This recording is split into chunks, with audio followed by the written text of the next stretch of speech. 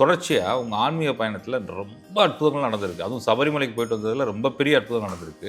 ஒரு சிறு குழந்தை வந்து சாப்பிட்ட ஒரு நிகழ்வு பற்றி சொன்னீங்க. நம்ம தான் எப்பயும் கேட்குற க்யூரியாசிட்டி இருக்கும். சாமி இதே நம்ம உறவுகளுக்கு ஷேர் பண்ணிருங்கன்னு கேளுங்க சாமி சொல்கிறேன் அப்படின்னீங்க. அந்த குழந்தை வந்திருக்கிறது, அந்த குழந்தைக்கு எல்லாமே பரிமாறி இருக்கிறார்கள். அந்த குழந்தை எல்லாத்தையும் கொஞ்சம் கொஞ்சம் சாப்பிடுது. இந்த குழந்தை அவர்கிட்ட மோர் எடுத்துட்டு வாங்கன்னு சொல்லியிருக்கு. இவர் போய் மோர் எடுத்துட்டு வந்து பார்க்குறாரு, குழந்தையை காணும். நேராக போய் ஐயப்பனை போய் பார்த்தாங்களாம்.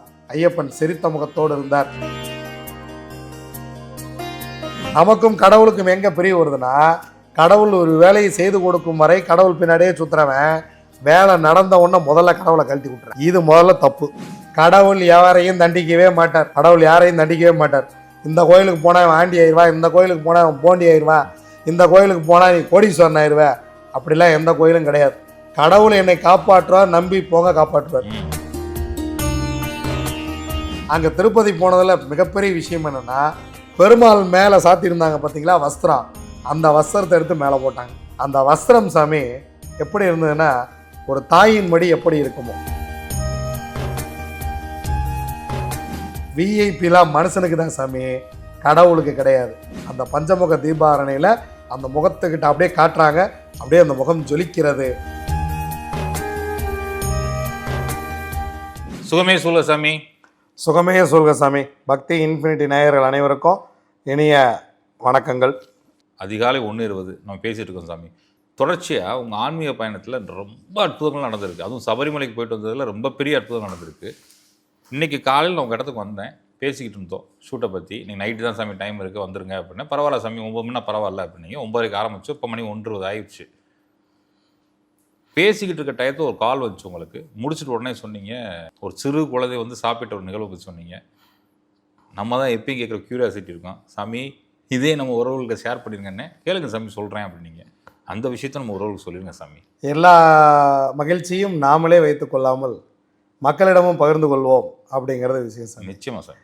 காலையில் வந்து நீங்கள் அலுவலகத்துக்கு வந்திருக்கும் பொழுது சபரிமலை மேல் சாந்தியோட காரியதரிசி உதவியாளர் பிஏ அவர்கிட்ட இருந்து ஒரு ஃபோன் ஒன்று வந்தது. நேராக முத்துரத்தனத்துக்கு தான் ஃபோன் போச்சு. அவர் தொடர்ந்து முத்துரத்தனம் 4-5 ஃபோன் பண்ணிக்கிட்டே இருந்தார். அப்படிலாம் கூப்பிட மாட்டார். நான் வெளியில் வந்தேன், ஏதோ அவசரம் போல இருக்குது அப்படின்ட்டு திரும்ப கூப்பிட்டு, என்ன தளபதி அப்படின்னு. நான் முத்துரத்தனம் தளபதின்னு கூப்பிட்றது வழக்கம். சாமி மேல் சாந்தியோட பிஏ உங்கள்கிட்ட பேசுங்கிறார் சாமி, நம்பர் வாட்ஸ்அப் பண்ணியிருக்கேன், கொஞ்சம் பேசுங்க சாமி அப்படின்னு. எனக்கு என்னடா இப்போ தான் சபரிமலைக்கு போயிட்டு வந்திருக்கிறோம், என்ன திடீர்னு ஃபோனு என்னன்னு தெரியலையே அப்படிங்கிற ஒரு குழப்பத்திலேயே அவருக்கு ஃபோன் பண்ணேன். மேல் சாந்தினா அது அவர் அங்கே இருக்க வர சாமி.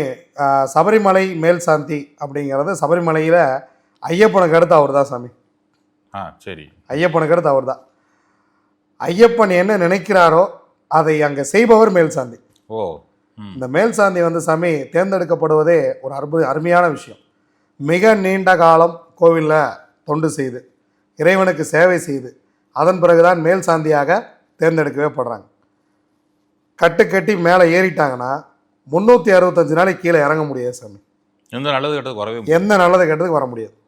அதாவது மக்களுக்கு புரிகிற மாதிரி சொல்லணும் அப்படின்னா, மேல் சாந்தியுடைய தாய் தந்தையர் ஏதேனும் மரணம் நடந்து விட்டாலும், அவர்கள் குடும்பத்தில் எது நடந்தாலும் அவர் மலையை விட்டு கீழே வரவே முடியாது சாமி. 365 நாளும் அவர் ஐயப்பனுக்காக விடப்பட்டவர். அவ்வளோதான்.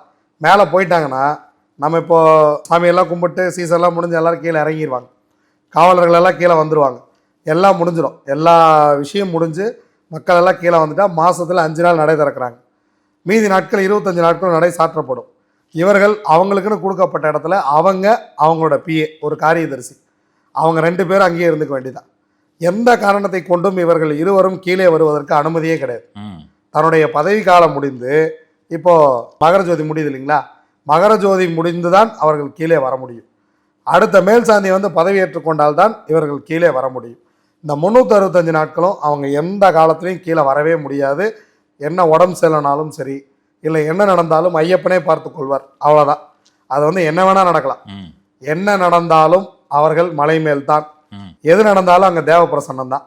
யார் பூஜை பண்ணோம், யார் என்ன பூஜை பண்ணோம், இந்த பூஜை பண்ணலாமா வேண்டாமா, எல்லாமே தேவ பிரசன்னம். தேவ பிரசன்னம் பார்ப்பவர் மேல் சாந்தி தான். அந்த கோயிலில் என்ன பூஜை நடக்கணும், எப்படி நடக்கணும்னு இன்னைக்கும் முடிவு பண்ணுறவர் மேல் சாந்தி தான். அவர் மூலியமாகத்தான் ஐயப்பன் மற்றவர்களுக்கு உத்தரவு போடுகிறார். அவருடைய காரியதரிசி கூப்பிட சொன்னார் அப்படிங்கிறது எனக்கு பெரிய ஆச்சரியம். என்ன நம்மளே இப்போ தான் சபரிமலைக்கு போயிட்டு வந்திருக்கோம், ஒரு வாரம் கூட ஆகலையே அப்படின்ட்டு ஃபோன் பண்ணி பேசினேன். அவர் ரொம்ப சந்தோஷமாக பேசினார். சாமி இங்கே வர்றவங்கெல்லாம் ஒரு முத்திரை ஒன்று வைக்கிறாங்க, அந்த முத்திரை பார்த்துருக்காங்க, அவங்க முத்திரை பார்த்துருக்காங்க. அப்புறம் கூப்பிட்டு கேட்டிருக்கோம் என்ன விஷயம் அப்படிங்கும்போது இந்த மாதிரி ரிஷபானந்தர் சொன்னார், அதெல்லாம் முத்திரை வைக்கிறோம் அப்படின்னு சொல்லி சொன்னாங்க. இப்போ நாங்கள் அதுக்கெல்லாம் அனுமதிக்கிறோம் சாமி, முத்திரைக்கெல்லாம் ஒன்றும் சொல்கிறதில்ல. ஆனால் ஃபஸ்ட்டு வீடியோவை சொல்லியிருந்தோம் முத்திரைக்கு அனுமதிக்கிறது இல்லை, நான் போன காலத்தில் அனுமதிக்கலை. அதன் பிறகு இப்போ கொஞ்சம் அனுமதிக்கிறாங்க, வரம் வாங்கட்டும் அப்படின்னு விட்டுறாங்க. இப்போ நல்ல மேல் சாந்தி அங்கே இருக்கிறாங்க, நல்ல கனிவான உள்ளம், ரொம்ப அருமையான ஒரு விஷயம். நீங்கள் அடுத்த முறை வரும் பொழுது நீங்கள் நிச்சயம் அவரை சந்திக்கணும் அப்படின்னு சொல்லி சொன்னாங்க. அப்போ அவர் ஒரு நிகழ்வு ஒன்று சொன்னார். சாமி இந்த மாதிரி நாங்கள் வந்து ஒரு 60,000 பேர்த்துக்கு சாப்பாடு ரெடி பண்ணியிருந்தோம். காலையில் 10:30 மணிக்கு உணவு வழங்கப்படுவது வழக்கம். ஒரு குழந்தையை கூப்பிட்டு அந்த குழந்தையை ஐயப்பனாக பாவித்து அந்த குழந்தைக்கு உணவு கொடுத்த பின்பு பொதுமக்களுக்கு உணவு, இது அங்கே நடைமுறையில் இருக்கிறது. இவங்க சமைச்சிருக்காங்க, சமைச்சிட்டு 11:30 மணி வரைக்கும் வெயிட் பண்ணியிருக்காங்க, குழந்தை வரவில்லை. எல்லா வயதுக்கு மூத்தவர்களே போயிட்டுருக்கிறாங்க, அன்னதானத்துக்குன்னு எந்த குழந்தையும் வரல. 11:35க்கு ஒரு குழந்தை வந்திருக்கிறது. அந்த குழந்தை வருது, அந்த குழந்தைய போய் இவங்க போய் கூட்டிகிட்டு வந்து கை காலெலாம் கழுவு வச்சு கூட்டிகிட்டு போய் ஐயப்பனாக பாவித்து இவங்க வந்து உணவு கொடுத்துருக்காங்க. எல்லாமே பரிமாறிடுவாங்க. அன்னைக்கு என்ன சமைத்தார்களோ அது அத்தனையும் பரிமாறிடுறாங்க. இதில் வந்து மேல் சாந்தி ஒரு வார்த்தை சொல்கிறார். ஐயப்பா, அவர் என்கிட்ட சொன்னது, ஐயப்பா உன்னை நம்பி இவ்வளோ பேர்த்துக்கு சமைச்சிட்டோம், அரிசி மட்டும்தான் சாமி 100 கிலோவாக சமைப்பாங்க, மற்றதெல்லாம் 60,000 பேர்த்துக்கு ஒன்றா சாம்பார், ஒரே கூட்டு, ஒரே பொரியல், அந்த மாதிரி ஒன்றாவே சமைச்சிருவாங்க. எனக்கு ஒன்றும் பிரச்சனை இல்லை, எடுத்து கொட்டுறக்கு குழி இருக்குது, எடுத்து கொட்டிட்டு போயிடுவேன். ஆனால் உனக்கு தான் நஷ்டம், இது நீ பார்த்துக்க, ஏன் என்னை சோதனை பண்ணுற அப்படின்னு ஒரு வார்த்தை கேட்டிருக்கார் ஐயப்பான்ட்ட. அந்த குழந்தை வந்திருக்கிறது, அந்த குழந்தைக்கு எல்லாமே பரிமாறி இருக்கிறார்கள். அந்த குழந்தை எல்லாத்தையும் கொஞ்சம் கொஞ்சம் சாப்பிடுது. அதுக்குள்ளே பொதுமக்கள்லாம் கொஞ்சம் சத்தம் போட ஆரம்பிச்சிட்டாங்க. ஏன்னா 9:30 மணிக்கு உள்ளே வந்தவங்க 11:30 மணிக்கு தாண்டிடுச்சு, 2 மணி நேரமாக உட்காந்துருக்காங்க அன்னதானத்துக்காக. அப்போ அவங்களுக்கு ஒரு இருக்கும்ல, ஏன் 2 மணி நேரமாக நமக்கு சாப்பாடு போட மாட்டேங்கிறாங்க அப்படின்னு. ஏன்னா மலை ஏறி களைப்போட பசியோடு இருப்பாங்க இல்லையா, ஏங்க கொஞ்சம் சீக்கிரம் சாப்பாடு இவங்களுக்கு நடைமுறை தெரியாது. போகிறவங்களுக்கு நடைமுறை என்னன்னு ஒவ்வொருத்தருக்கும் விளக்கமாக சொல்லிட்டு இருக்க முடியாது இல்லையா. நல்ல வேலை நம்ம நிகழ்ச்சி மூலியமா அது தெரிஞ்சுக்கும். இது ஒரு நல்ல ஒரு விஷயம், அதை சொல்கிறதுக்கு ஒரு வாய்ப்பும் கிடச்சி. 2 மணி நேரமாக காத்திருக்கிறாங்க, உணவு வரல. எல்லாரும் கொஞ்சம் சத்தம் போடுறாங்க, சத்தம் போட்டு பேசுகிறாங்க. இந்த காரியதரிசி போய் அவங்கள அமைதிப்படுத்துறாரு. அப்போ ஒருத்தர்கிட்ட சொல்லிட்டு போகிறார், இந்த குழந்தை சாப்பிட்ட உடனே மேல் சாந்தி ரூமுக்கு அழைச்சிட்டு வாங்க, இந்த குழந்தைக்கு நாம் வந்து ஒரு மாலை போட்டு அந்த குழந்தையை ஐயப்பனாக பாவித்து நாம் பாத வணக்கம் செய்ய வேண்டும் அப்படின்னு கேட்டுக்கிறார். ஒருத்தர் நியமிச்சார் இல்லையா, அவர் அங்கேயே நின்றுக்கிட்டு இருக்காரு, அந்த குழந்தை சாப்பிட்டுக்கிட்டு இருக்கு. இவர் போய் இருங்க சாப்பாடு வந்துக்கிட்டு இருக்கு, 10 நிமிஷம் எல்லாத்துக்கும் பரிமாறிடுவோம், எல்லாம் சாப்பிட்றலாம், கொஞ்சம் அமைதியாக இருங்கன்னு பேசிக்கிட்டு இருக்காரு. இந்த குழந்தை அவர்கிட்ட மோர் எடுத்துகிட்டு வாங்கன்னு சொல்லியிருக்கு. இவர் போய் மோர் எடுத்துகிட்டு வந்து பார்க்குறாரு, குழந்தையை காணும். பெரிய அதிசயம் சாமி. பரிமாறிய இலை அப்படியே இருக்கிறது, எல்லா பதார்த்தத்திலும் அந்த குழந்தையை கொஞ்சம் கொஞ்சம் சாப்பிட்ருக்கு. அவர் சொன்னார், ஒரு பிராமணன் எப்படி சாப்பிடுவாரோ, அதாவது தண்ணி எடுத்து முதல்ல அதெல்லாம் பண்ணிட்டு இறை வணக்கம் செலுத்திட்டு சாப்பிடுவாங்க இல்லையா, அந்த மாதிரி அந்த குழந்தை சாப்பிட ஆரம்பித்திருக்கிறது. எல்லா பதார்த்தத்திலும் கொஞ்சம் கொஞ்சம் சாப்பிட்ருக்கிறது. மோர் கேட்டிருக்கு. அந்த மோரை போய் எடுத்துட்டு வந்து இவர் பக்கெட்டோட நின்று பார்க்குறார், குழந்தையே காணும். குழந்தை எங்கே போச்சுன்னு தெரியல. கூப்பிட்றாரு அவரை, ஐயா இங்கே வாங்க அப்படின்னு. சாப்பிட்டுக்கிட்டு இருந்த குழந்தைய காணுங்கய்யா அப்படின்னு. நேராக போய் ஐயப்பனை போய் பார்த்தாங்களாம். ஐயப்பன் சிரித்த முகத்தோடு இருந்தார். சாமி இதெல்லாம் பெரிய அதிசயம் சாமி, சொல்லும் போது அப்படி புல்லரிக்குது. அவர் சொல்லும் போது என்கிட்ட அவ்வளோ ஆனந்தப்பட்டார். சபரிமலைக்கு பல லட்சம் பேர் போகிறாங்க சார், பல லட்சம் பேர் எங்கேருந்து சபரிமலைக்கு போகிறாங்க. பல பேர் சபரிமலையை பற்றி பேசியிருக்காங்க, வீடியோ போட்டிருக்காங்க. அவர்கள் அழைத்தது என்னமோ ஐயப்பனே என்கிட்ட கூப்பிட்டு பேசின மாதிரி இருந்தது. நல்ல விஷயம் பண்ணுற, நீ நல்லாடுறா அப்படின்னு ஐயப்பன் சொன்ன மாதிரி நான் எடுத்துக்கிட்டேன். பல ஆயிரம் குடும்பத்துக்கு நீ இந்த முத்திரையை சொல்லியிருக்க, இன்னைக்கு பல பேர் இங்கே வந்து நல்லா இருக்காங்க. சாமி இறைவன் இருப்பை நான் எப்படி சாமி உணர்ந்துக்கிறது? இறைவன் வந்து இப்போ நான் சமுதாயத்துக்காக உழைக்கிறேன், மக்களுக்காக நிறைய நல்ல விஷயங்களை சொல்கிறேன். இது இறைவனை போய் சேர்ந்ததா, மக்கள் மகிழ்ச்சியாக இருக்கிறாரா இல்லையான்னு எனக்கு எப்படி தெரியும்? ஏன்னா மேல் சாந்தி ஒவ்வொரு வீடியோ போட்ட எல்லாத்துக்குமா ஃபோன் பண்ணி பேச போகிறாங்க. நிச்சயமா இறைவன் மனித ரூபா தானே. இதில் என்னென்னா, அதுக்கப்புறமேலு நம்ம இன்ஃபினிட்டியில் 2 வீடியோ பேசியிருக்கோம். 2 வீடியோவும் மேல் சாந்தி பார்த்துருக்குறார். 2 வீடியோவும் மேல் சாந்திக்கு போட்டு காமிச்சிருக்காங்க, பார்த்துருக்கிறார். ரிஷபானந்தரை வர சொல்லுங்க, நாம் அவரை பார்க்கணும் அப்படின்னு சொல்லியிருக்கிறார். அவர் புரிஞ்சு சார் சாமி தமிழில் பேசுகிற தமிழ் வந்து கொஞ்சம் டிரான்ஸ்லேட் மலையாளத்தில் தான் சாமி அவருக்கு புரியும். அவங்க பேசும்போது சொல்லிட்டாங்க, உங்கள் வீடியோ முழுமையாக புரியவில்லை அவருக்கு. ஆனால் நீங்கள் பேசும்போது ஒரு சந்தோஷம் இருக்குல்ல, அந்த சந்தோஷம், அந்த முகத்தில் அந்த சிரிப்பு, அது அவருக்கு புரிஞ்சது. ஆனால் காரியதரிசி தமிழ், அவருக்கு நல்லாவே தமிழ் தெரிஞ்சது. மலையாளம் கலந்த தமிழில் தான் என்கிட்ட பேசினார். பேசும்போது அவர் சொன்னார், ஐயாவுக்கு வந்து முழுமையாக நீங்கள் என்ன சொன்னீங்கன்னு புரியல, கொஞ்சம் சொல்லியிருக்கோம், அதுவே அவருக்கு ரொம்ப மகிழ்ச்சியாக இருந்தது அப்படின்னு சொல்லி சொன்னார். நான் அவர்கிட்ட ஒரு நிகழ்வு சொன்னேன், ஐயா நீங்கள் சொன்னது ஒரு விஷயங்கய்யா, நான் சபரிமலைக்கு வந்தேன், வந்து சாமி கும்பிட்டு கீழே இறங்கினோன்னே பம்பையில் நம்ம கூட்டிகிட்டு போன நபர்கள் 2 பஸ்ஸாக ஏறிட்டாங்க. எல்லாம் நிலக்கலுக்கு வந்தாச்சு. பஸ்ஸில் வந்தவங்க நம்ம எங்கேருந்து போனோம் இல்லையா பஸ்ஸு, அந்த பஸ்ஸுக்கு போயிட்டாங்க. நாங்கள் பாதி பேர் திரும்ப போகிறோம். சாப்பிட்றதுக்கான நேரமே கிடைக்கல.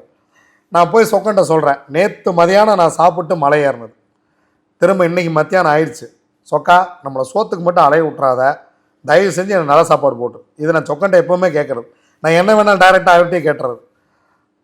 டிரைவர் சொல்கிறாரு, நீங்கள் எல்லோரும் போய் வேணால் சாப்பிட்டு வாங்க, நான் வெயிட் பண்ணுறேன் அப்படின்னு சொல்லி சொன்னார்.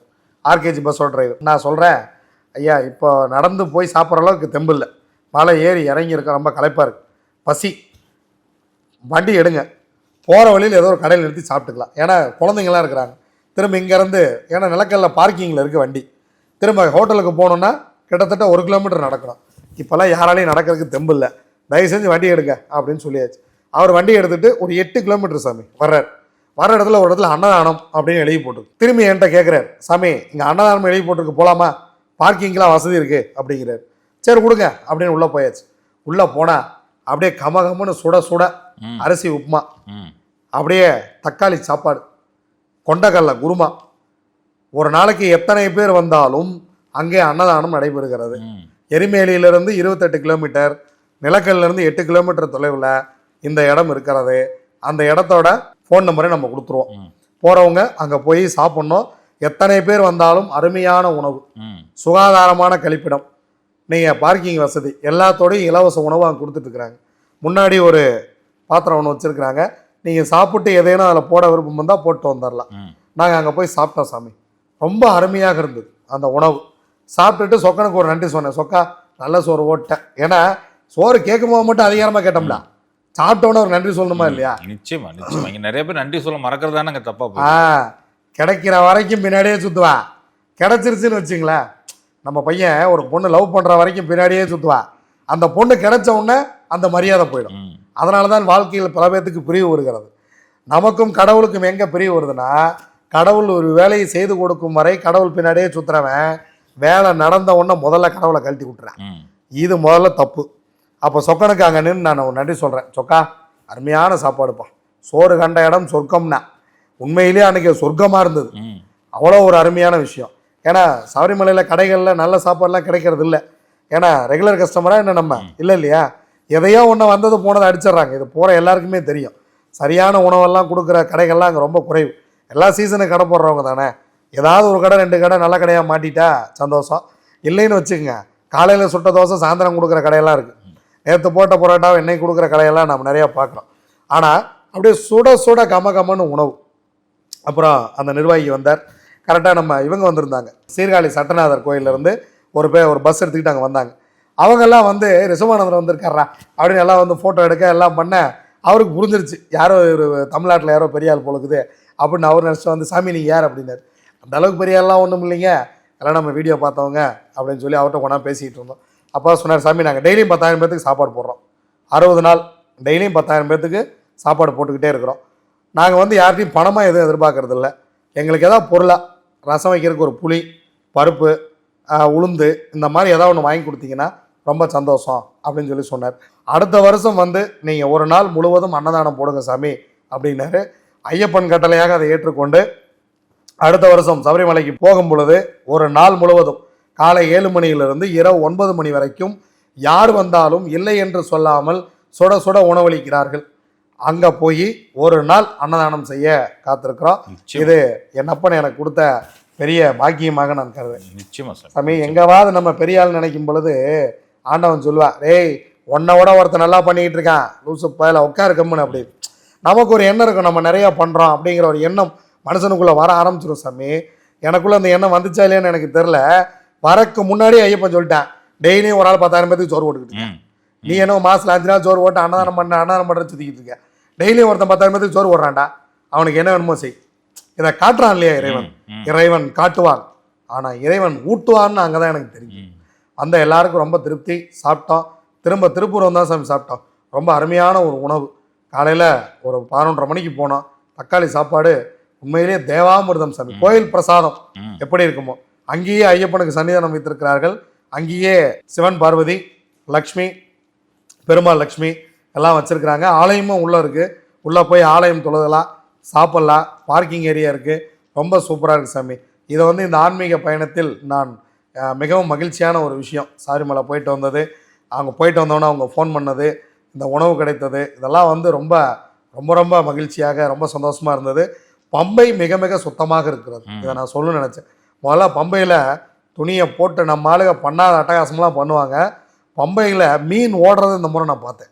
அவ்வளோ அப்படி கண்ணாடி மாதிரி தண்ணீர், பளபளன்னு தண்ணீர். பொதுமக்களுக்கு சபரிமலை செல்பவர்களுக்கு நான் வைக்கும் வேண்டுதல், தயவு செய்து பம்பையில் போய் இந்த ஷாம்பு சோப்பெல்லாம் போட்டு குளிக்காதீங்க. பம்பையில் நீராடுங்கள். நீராட்டம் என்பது போய் குளித்து எந்திரிக்கிறதா. பம்பையில் குளிச்சு போட்டு பாவங்களை தொலைச்சிட்டு ஐயப்பனை போய் பாருங்கள். அங்கே போய் புதுசாக எதுவும் பாவத்தை சேர்த்துக்கொள்ளாதீர்கள். பம்பையில் துணியை போடாதீங்கன்னு எல்லாருமே சொல்கிறாங்க. இன்னும் ஒரு சிலர் அந்த தவறை செய்கிறார்கள். அதையும் செய்யக்கூடாது அப்படிங்கிறது விஷயம். அதே போல் சபரிமலையில் பம்பை ஆற்றங்கரையில் தர்ப்பணம் கொடுத்து கொண்டிருக்கிறார்கள். அங்கே வந்து தர்ப்பணம் கொடுத்துட்டு மேலே சபரிமலைக்கு போகலாம். பல பேர் எங்கிட்ட கேட்பாங்க, சபரிமலைக்கு மாலை போட்டிருக்கோம், இப்போ போய் தர்ப்பணம் பண்ணலாமா அப்படின்னு கேட்குறவங்க உண்டு. சபரிமலைக்கு போகிற எல்லாருக்கும் தெரியும், பம்பை நதிக்கரையில் 5 பேர் உட்காந்து தர்ப்பணம் கொடுத்துக்கிட்டு இருப்பாங்க. பரசுராமர் எங்கெல்லாம் டச் ஆகிறாரோ அங்கெல்லாம் நீங்கள் போய் தர்ப்பணம் கொடுக்கலாம். ஏன்னா பம்பையில் 3 நதி சேர்கிறது. அங்கே வந்து தர்ப்பணம் கொடுக்குறாங்க. தர்ப்பணம் கொடுத்து பம்பையிலேயே அந்த தர்ப்பணத்தை விட்டுட்டு சபரிமலைக்கு போகிறவங்க இன்றைக்கும் இருக்கிறாங்க. நிறைய பேர் போய் அங்கே தர்ப்பணம் செய்யலாம். தமிழ் மக்கள் நிறைய பேர் அதை செய்வது இல்லை. அங்கே போய் உங்கள் முன்னோர்களுக்கு தர்ப்பணம் கொடுத்து விட்டு பம்பையில் குளிச்சுட்டு மேலே போய் சபரிமலை ஐயப்பனை போய் பாருங்கள். ரொம்ப நிறைவாக இருந்தது சபரிமலை பயணம். ரொம்ப மகிழ்ச்சியாக இருந்தது. அடுத்த வருஷம் வரைக்கும் வேணுங்கிற சார்ஜ் ஏற்றி விட்டாரு. இனி அடுத்த வருஷம் அவரை போய் பார்க்குற வரைக்கும் இந்த பேட்ரி ஃபுல்லாகவே இருக்கும் அப்படிங்கிறது ரொம்ப சந்தோஷம். நிச்சயமா சார். அதன் பிறகு மதுரா கிருஷ்ணனை போய் பார்த்தோம் சாமி.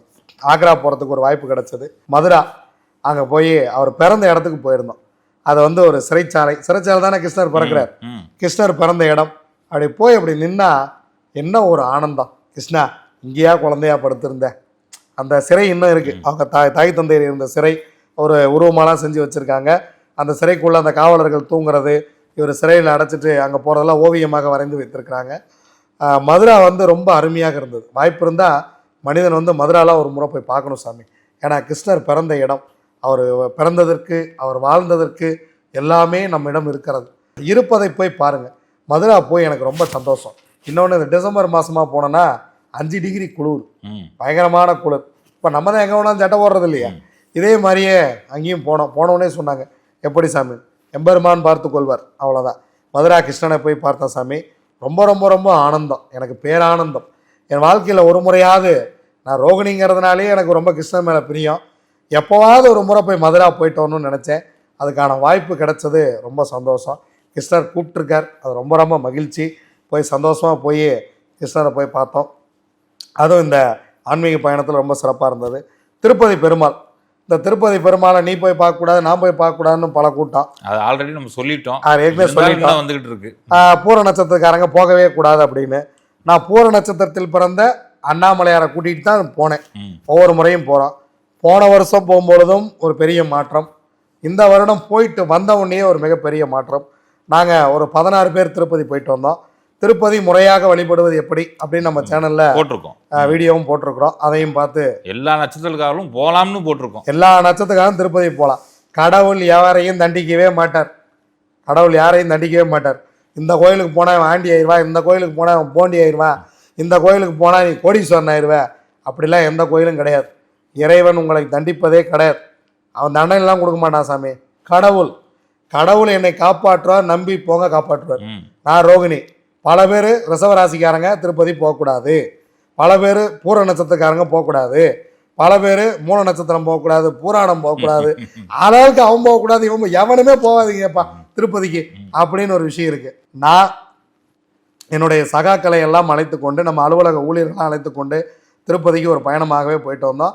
போய் முறையாக வழிபட்டோம். அங்கே போய் ஃபஸ்ட்டு போய் தீர்த்தத்தில் போய் குளிச்சுட்டு, அங்கே சுவாமி முதல்ல சிவபெருமானை வணங்கிட்டு, அதன் பிறகு அப்படியே வந்து தாயாரை வணங்கிட்டு மேலே போய் பெருமாளை போய் பார்த்தோம். ஒரு பேரானந்தம், ஒரு அருமையான ஒரு விஷயம். கொஞ்சம் கூட்டம்லாம் இருந்தது.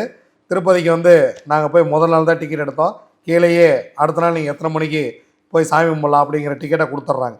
முதல்ல மாதிரி 300 டிக்கெட் வேணும் வெயிட் பண்ண வேண்டிய அவசியம்லாம் கிடையாது. அதில் பிரதானமான இடம் கீழேயே இருக்குது, கீழ் திருப்பதியிலே இருக்குது. அங்கே போனால் அடுத்த நாள் நீங்கள் எத்தனை மணிக்கு சாமி தரிசனம் பண்ணலாம் அப்படின்னு டோக்கன் கொடுத்துட்றாங்க. அந்த டோக்கன் எடுத்துகிட்டு போனீங்கன்னா அதுக்குன்னு தனி வழி உண்டு. அந்த வழியில் போனீங்கன்னா ஒரு 3-3.5 மணி நேரத்தில் போய் சாமி கும்பிட்றலாம். போய் நல்லபடியாக போய் சாமி கும்பிட்டோம். அங்கே திருப்பதி போனதில் மிகப்பெரிய விஷயம் என்னென்னா, பெருமாள் மேலே சாத்தியிருந்தாங்க பார்த்தீங்களா வஸ்திரம், அந்த வஸ்திரத்தை எடுத்து மேலே போட்டாங்க. யாருக்கு? எனக்கு. ஓ, நிற்க விட மாட்டாங்களே. இல்லை சாமி, கோயிலை விட்டு வெளியில் வந்தீங்கன்னா நம்மளை அழைச்சிட்டு போனவர் ஒரு தேவஸ்தானத்தில் முக்கியமான ஒரு நபர். அங்கே வந்து பெருமாளுடைய வஸ்திரங்கள் இருக்கிறது. அதாவது காலையில் வஸ்திரம் மாத்துறாங்க இல்லைங்களா, அந்த வஸ்திரம் வந்து ஒரு அறையில் இருக்கும். அந்த அறையில் வந்து நம்ம கூட போகிறவங்க எல்லாத்தையும் கூட்டிகிட்டு போனோம். எல்லாருக்கும் எடுத்து ஒவ்வொருத்தருக்கும் அந்த வஸ்திரத்தை போட்டு பெருமாள்கிட்டருந்து அங்கே தண்ணீர் கொடுத்து, பெருமாள்கிட்டருந்துல பச்சை கற்பூரம், அந்த பச்சை கற்பூரமும் அச்சதையும் அங்கே நமக்கு தரப்பட்டது. ரொம்ப ரொம்ப மகிழ்ச்சி. ஏன்னா அங்கே விஐபி இல்லாதவங்களாம் கிடையாது. பெருமாள் யார் மீது விருப்பப்படுகிறாரோ அவர்களுக்கு இது கிடைக்கிறது.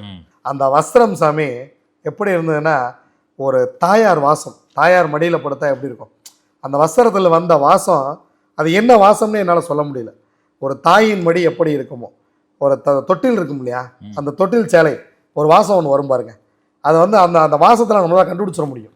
அந்த தொட்டில் சேலை, ஏன்னா ரொம்ப நாள் தொட்டில் சேலையை தூங்கினோம் இல்லையா, அந்த தொட்டில் சேலைக்கு ஒரு வாசம் அடிக்கும் இல்லையா, அந்த வாசம் அங்கே அடித்தது. எனக்கு அப்படியே சில இடங்களில் ரொம்ப என்னை மறந்து நின்ற விஷயங்களை தான் உங்களோட பகிர்ந்துக்கிறேன்.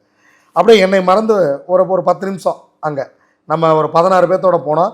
16 பேர்த்தையும் நிற்க வைத்து ஒவ்வொருத்தருக்கும் அந்த வஸ்திரத்தை அப்படியே முகத்தில் கொண்டு வைப்பாங்க. கொண்டு வச்சு அங்கே பெருமாள்கிட்ட இருந்த துளசி தீர்த்தம்லாம் கிடைக்கவே கிடைக்காதங்க. துளசி தீர்த்தம் அப்படி வாங்கி குடிச்சிங்கன்னா பச்சை கற்பூரம் கலந்த துளசி தீர்த்தம் தேவாமிர்தம், அதுதான் தேவாமிர்தமே.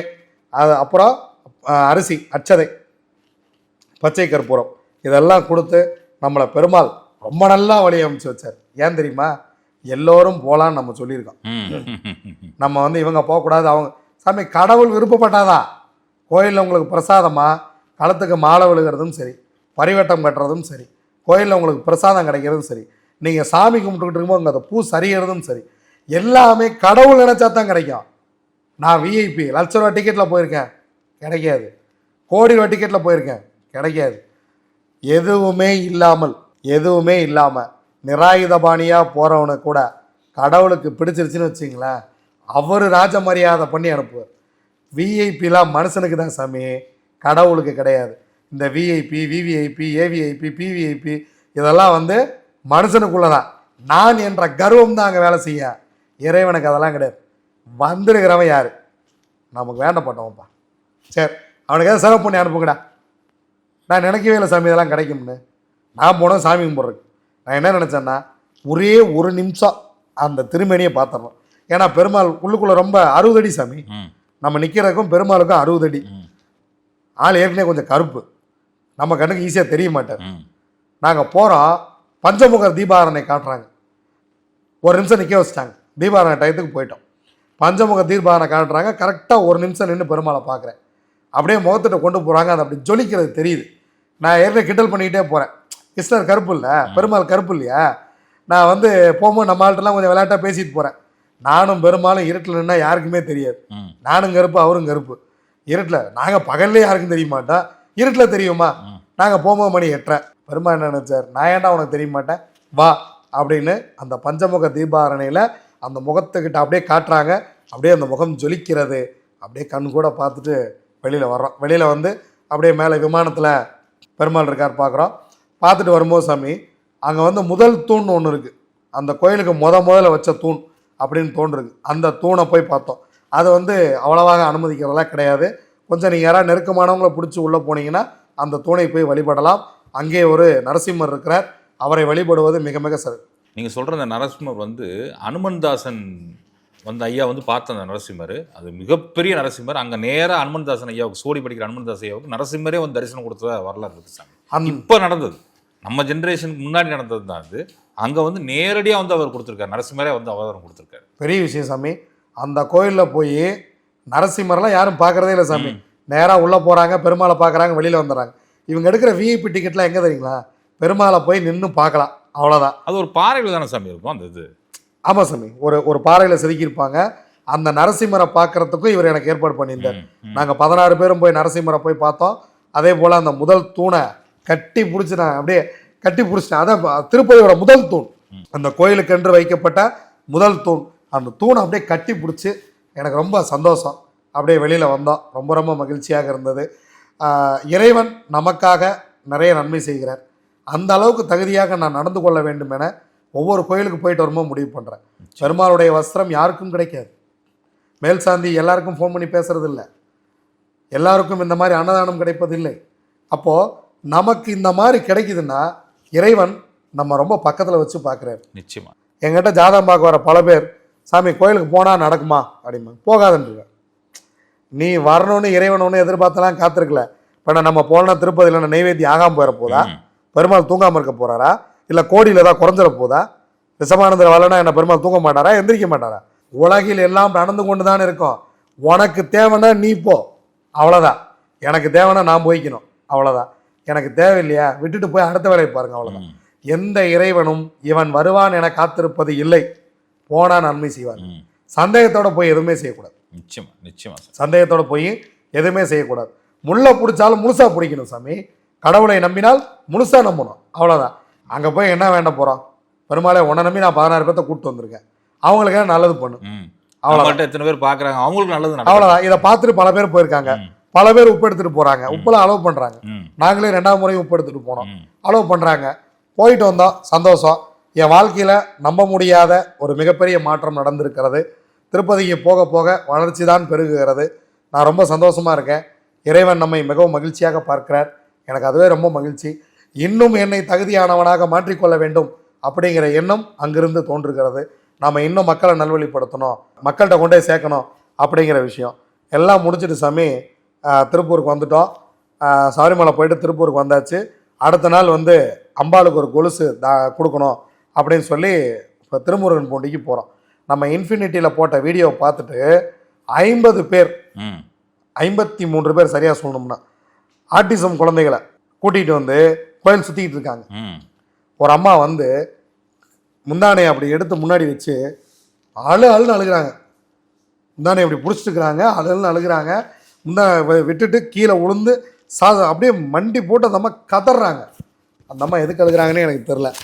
உடனே கோவிந்தரே சார் சொல்கிறார், எல்லோரும் பார்க்குறாங்கம்மா, கொஞ்சம் எந்திரிங்கம்மா அப்படின்னு. அந்த அம்மாட்ட என்னம்மா விஷயம் அப்படின்னு கேட்டேன். என் குழந்தைக்கு மைல்டு ஆட்டிசம் சாமி, 18 வாரம் இங்கே வர சொன்னீங்க, வந்தேன். என் பையன் இன்னைக்கு ரொம்ப நல்லா இருக்கான் சாமி, நல்லா பேசுகிறான் சாமி. என்னைக்கா பார்த்து உங்களை சொல்லணும்னு நினச்சேன் சாமி. சாய் செந்தில் சாரை பார்த்தீங்கன்னா அவர்கிட்ட சொல்லிடுங்க சாமி, அவருக்கெல்லாம் கோடி புண்ணியம் சாமி, அவர் புள்ள குட்டிலாம் நல்லா இருக்கட்டும் சாமி அப்படின்னு அந்த அம்மா அழுகுது. அப்புறம் திரும்ப வந்துக்கிட்டு இருக்கீங்களா, நீ சார் வரைக்கும் முருகனை விட மாட்டேன் சாமி. அந்த அம்மா சொன்ன வார்த்தை சத்தியம். என் பையனை காப்பாற்றிட்டேன்லாம் சாமி, நான் இனிமேல் வராமல் போனால் தப்பாக போயிடும்ல. காப்பாற்றுற வரைக்கும் நான் ரெகுலராக வந்தேன்ல, இனிமேல் நான் வராமல் போனால் தப்பாக போயிடும்ல சாமி. நான் வாரம் வர்றேன் சாமி, செவ்வாய்க்கிழமை. நீங்கள் என்னைக்காக வரணும்னு நினச்சேன், ஆனால் இன்றைக்கி நீங்கள் வருவீங்க நான் எதிர்பார்க்கல சாமி அப்படின்னு சொன்னம்மா. அப்போ தான் நினச்சேன், சொக்கா இதை பார்க்குறதுக்கு தான் என்னை வர சொன்னியா? நம்ம ஒரு விதையை விதைச்சிருக்கிறோம், அந்த விதை எப்படி கற்பக விருட்சமாக இருக்கிறது நீ வந்து பாடுறா, இங்கே என்ன நடக்குதுன்னு வந்து பாரு. 53 பேர் கோயில் சுற்றிக்கிட்டு இருக்காங்க, பல மாநிலத்துலேருந்து வர்றாங்க. கோயிலுக்குள்ளே முருகர்கிட்ட போகிறேன், அவர் என் பேரை கேட்காம அர்ச்சனை பண்ணுறார். ரிஷபானந்தர், ரோகிணி அப்படின்னு அவரே அர்ச்சனை பண்ணுறார். என் பேர் உங்களுக்கு எப்படி தெரியும்? ஏன் சாமி டெய்லியும் உங்கள் பேரில் வர்றவங்களாம் அர்ச்சனை பண்ணுறா? அப்போ தான் நினச்சேன், ஓ நம்ம பேரில் இத்தனை பேர் அர்ச்சனை பண்ணுறாங்களா. ஒவ்வொருத்தரும் ரிஷபானந்தர் ரோகிணின்னும் சாய் செந்தில் உத்தரட்டாதின்னும் திருமுருகன் பூண்டிலே செவ்வாய்க்கிழமை குறைஞ்சபட்சம் 25 பேர் அர்ச்சனை பண்ணுறாங்களா முருகா. இது உங்களுக்கு எனக்கும் கிடைச்ச எவ்வளோ பெரிய விஷயங்கிறீங்க. நீங்களும் நானும் போய் பண்ண மாட்டோம், நம்ம சொந்தக்காரன் போய் பண்ண மாட்டான், நம்ம எவ்வளோ கொடுத்தாலும் போய் பண்ண மாட்டான். ஆனால் எங்கோ பிறந்து யாரோ ஒருவர் நம்ம 2 பேர்த்துக்கும் திருமுருகன் பூண்டியில் தவறாமல் செவ்வாய்க்கிழமை அன்னைக்கு நம்ம நல்லா இருக்கணும்னு அர்ச்சனை பண்ணுறாங்க சாமி. அப்படியே வியந்து போயிட்டேன். முருகா இதை பார்க்குறதுக்கு தான் வர சொன்னியாப்பா. நான் என்னமோ ஒரு கொலுசை தூக்கிட்டு இங்கே வந்தேன். அம்பாளுக்கு கொலுசு சாத்தணுங்கிறது என் ஆசை. நான் கொலுசு சாத்த வரேன்னு நினச்சேன். ஆனால் நீ விதைச்ச விதை எப்படி வளர்ந்துருக்குன்னு பாடுறா அப்படின்னு சொக்கன் கூப்பிட்டு சொன்ன மாதிரி இருந்தது. அப்படியே நின்ன இடத்துல கண்ணீர் விட்டா சாமி. அப்படியே என்ன எரியாமல் அழுக வந்துருச்சு. கோயில் நிர்வாகத்தில் சொன்னாங்க, இங்கே வந்து நிறைய பேர் நல்லா இருக்கிறதாக திரும்பி வந்திருக்காங்க, ரொம்ப நல்லா சொல்லியிருக்கீங்க, ரொம்ப சந்தோஷம் அப்படின்னு சொல்லி சொன்னாங்க. எனக்கு ரொம்ப மகிழ்ச்சியாக இருந்தது. மக்களை நாம் நேர்மையாக வழி நடத்துகிறோம். நம்ம யாருக்கும் தவறான பாதையை காட்டவில்லை. நாம் யாரையும் அதை பண்ணுங்க இதை பண்ணுங்கன்னு சொல்லலை. யாருக்கும் லட்சக்கணக்கில் செலவு வைக்கல. நாம் நேர்மையாக நடக்கிறோம். இறைவன் நம்மை ஒரு படி உயர்த்தி வைக்கிறான். ஒரு வாரம் செவ்வாய்க்கிழமை திருமுருகன் பூண்டி வாங்க, உங்களை பார்த்தவொன்னே சாய் செந்தில் உத்திரட்டாயின்னு அர்ச்சனை பண்ணுவாங்க. ஏன்னா நம்ம வீடியோவில் சொல்லியிருக்கோம், உத்திரட்டாய் பேசும்போது நீங்கள் உத்திரட்டாய நட்சத்திரம் நான் சொல்லியே பேசியிருக்கேன். நிச்சயமா உத்திரட்டாதியை பற்றி அவ்வளோ பேசுகிறப்ப நான் கேட்டுட்டு தான் இருந்தேன். அதை நான் சொல்லியும் பேசியிருக்கேன். நீங்கள் உத்திரட்டாதி அப்படிங்கிறத சொல்லியிருக்கேன். அவங்களுக்கு எவ்வளோ நல்ல உள்ள எண்ணம் இருந்தால் நம்ம குடும்பத்தில் ஒருத்தராக நம்மையும் நினைத்து, அப்போ முருகன் நினச்சிருப்பார்ல, நம்மளை நம்பி அனுப்பிச்சிருக்காங்க இவங்க, நினச்சி பாருங்களேன். இப்போ ரெஸ்பான்சிபிலிட்டி நம்ம முருகன்கிட்ட கொடுத்துட்டோம். முருகா நீ பார்த்துக்க அப்படின்னு சொல்லிட்டா. திருமுருகன் பூண்டி போயிட்டு வந்து அன்று இரவு நான் உறங்கவே இல்லை. நான் என்ன செய்திருந்தால் இது எனக்கு கிடைத்திருக்கும். நான் என்ன பண்ணேன் இறைவா, இதுக்கு நான் என்ன திருப்பி என்ன செய்ய போகிறேன் எனக்கு புரியல. நான் இன்னும் எதாவது செய்யணும், நீ எனக்கு எதாவது சொல்லு, நான் செய்கிறேன். இன்னும் இந்த சமுதாயத்தை காப்பாற்றுக்கு நான் எதாவது செய்யணுமா சொல்லு, நான் செய்கிறேன் அப்படின்னு ஒரு பித்து பிடிச்ச மாதிரி உட்காந்துருந்தேன். அதெல்லாம் வந்து சாமி உணர்ந்தால் தான் தெரியும். அப்படியே ஒரு ஒரு ஒரு மகிழ்ச்சி, ஒரு சந்தோஷம். நான் ரொம்ப துக்கமாக இருந்தால் தூங்க மாட்டேன் சாமி, ரொம்ப மகிழ்ச்சியாக இருந்தாலும் தூங்க மாட்டேன். எனக்கு தூக்கம் வராது. அன்று இரவு முழுவதும் தூங்காமே உட்காந்துருந்தேன். ரொம்ப ஒரு மகிழ்ச்சியாக இருந்தது. ரொம்ப நெகிழ்ச்சியான இந்த ஆன்மீக பயணம். இதை வந்து உங்களோட பகிர்ந்துக்கிட்டது எனக்கு ரொம்ப நிறைவு சாமி. நிச்சயமாக சாமி. அதாவது நிறைய விஷயங்கள் நம்ம உறவுகளுக்கு உணர்த்திருக்கோம். ஐயப்பன் குழந்தையா வந்து உணவு உண்டதையும் சொல்லியிருக்கோம். அதே சமயத்தில் திருத்துறைப்பூண்டில் நடந்த அதிசயத்தையும் சொல்லியிருக்கோம். ரொம்ப ரொம்ப நன்றி சாமி. சுகமே சொல்க. பார்க்குற எல்லாருக்கும் சுகமே சொல்க சாமி.